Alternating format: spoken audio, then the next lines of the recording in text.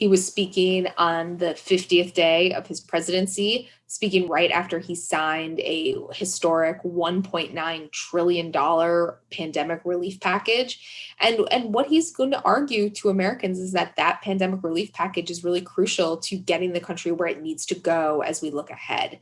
He outlined a much more optimistic timeframe than we have heard from him previously, both saying he's going to put his muscle as president behind getting states to allow all Americans, regardless of age or any type of medical conditions, to start getting vaccinated by May 1st, with the goal of by the July 4th holiday, having people be able to gather with their families, not going back quite to normal. But to get there, we can't let our guard down.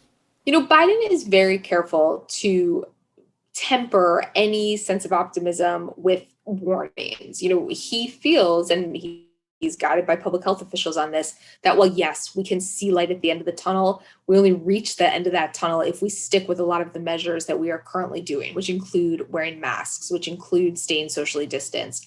And so he tries to model that behavior himself. He wears a mask, his staff wears a mask.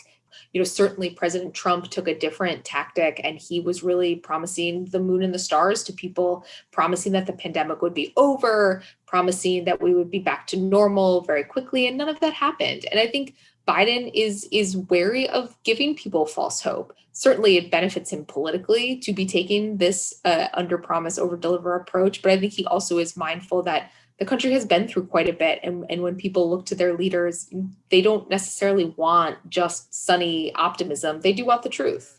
Yeah, the strategy from Biden and from his team right now is to try to sell this package to the public. And they think that there are provisions in this package that are going to be broadly popular, that are not going to be something that just Democrats like and Republicans don't.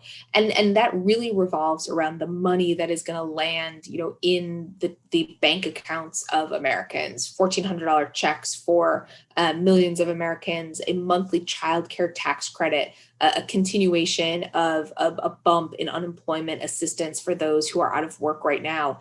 And Biden is going to argue that this is when government works. Government can step in and do good things, big things for the public. And he's essentially daring Republicans to say that Americans who have received this money should not have received it. And that's a tricky argument for Republicans to make.